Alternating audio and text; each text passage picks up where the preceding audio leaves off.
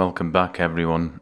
Hope everyone is okay. Hope you're doing okay. I know it's tough times at the moment out there. What can we do about it? Anyway, back with another video. So this time I'd like to look at one or two news stories that I found to be quite interesting, let's say, over the past few days. So the first story that really caught my eye past few days was this one by the Bank of England's chief economist called Andy Haldane, I think you pronounce it. So had a really catchy headline, and it said, "Economy poised like coiled spring to bounce back after lockdown." The main premise for his thesis, as far as I can see, is that he says British households have amassed savings of over £250 billion by this July.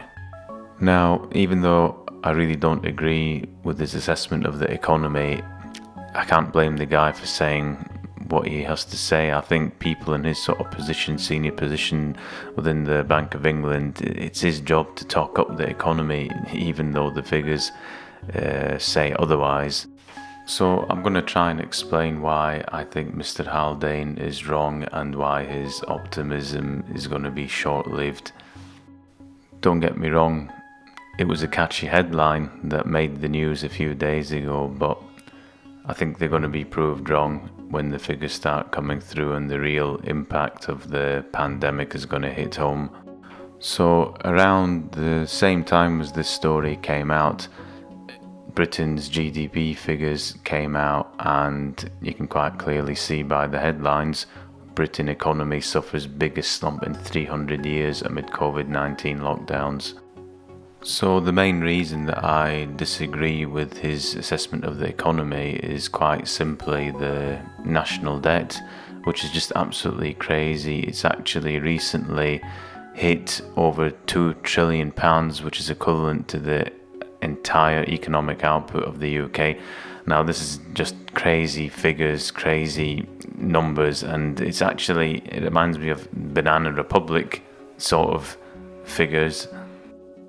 I mean, they say a picture paints 1,000 words. All you need to do is look at this graph, and it speaks for itself. In fact, this graph mirrors a lot of Western countries. If you look at the United States, they have a graph very similar to this, but you look at this graph and I can't see how the Bank of England, how this guy is optimistic about the economy when you look at this sort of parabolic rise in the debt level.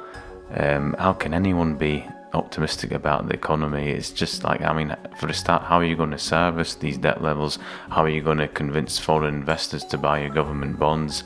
You know, it's just absolutely crazy. And obviously, if you had politicians' propensity to print money to win votes, to take the easy way out, this debt's just going to keep skyrocketing. I mean, this whole subject of debt accumulation, I can make another video on. It's that big a topic and how we got into this mess in the first place, and hopefully I will make a video about this in the future. But this is one thing definitely, the debt is, never mind the coiled spring, the economy, it's more like a ball and chain around the UK economy. This is going to be extremely, extremely painful to extricate ourselves from. Now, the second reason why I disagree with the Bank of England's rosy forecast is, again, you look at this graph, rather than me talk, look at this graph. If you look at the past, I don't know, since 1949, the UK's economic growth has barely budged above 5%. We don't have any commodities to export. We have a very anemic economy anyway. Our export sector is pretty negligible. We have almost permanent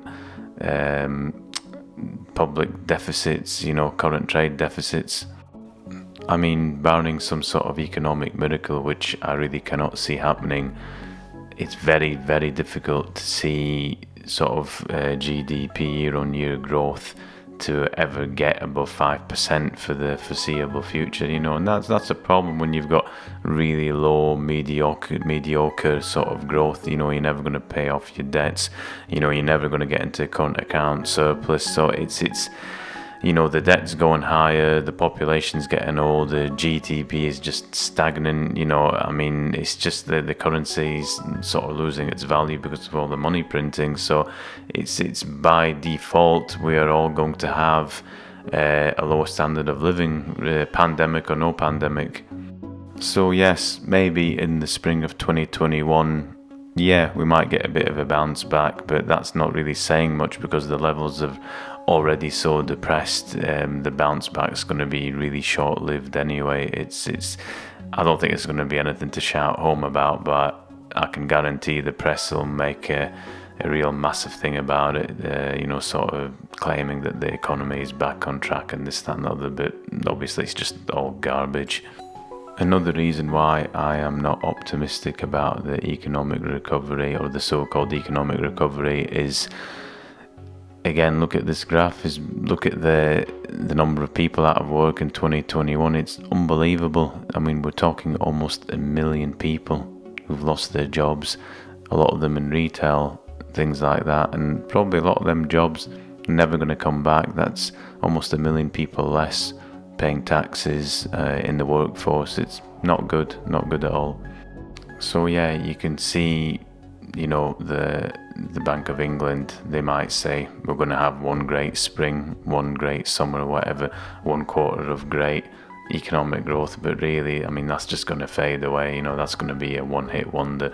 Like I say, look at these graphs, look at the debt graphs, look at the unemployment graphs. How the hell are you going to turn that around? I mean, I don't want to sound too depressing or too pessimistic, but when you get people like that coming out saying we're going to have a great spring, a great summer, it's just, I don't know, it just winds me up, because I know you have to look at the bigger picture, and there's no point trying to window dress and trying to paint over an economy which just really, it's not in good shape at all, you know, and they try and sort of put all this spin on it, try and make the economy seem a lot better than what it is, and it just, I don't know, it just drives me crazy. So lastly, just a quick word about the other headline that really caught my attention the last few days, and I don't want to spend too long because this video is quite long already.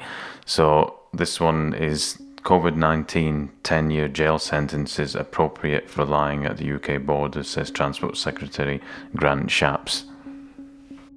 So I think this headline, it's obviously quite a crazy headline, really. It's really hard to sort of believe we're actually witnessing and seeing these sort of things within a year of sort of normality. If you look back at February 2020, the fact that we're even reading these headlines would have been unimaginable 12 months ago. So it just goes to show how quick society and how quick a country can actually change within a relatively short space of time. If you look back about a month ago, I made a video called The Coming Age of Authoritarianism, and I feel that this headline fits in really neatly into that video and the themes that I was discussing in that video. So let's see how this pans out in a year, 2 years time. I'd like to look back on this video and see how my predictions panned out. Anyway, thanks very much for watching.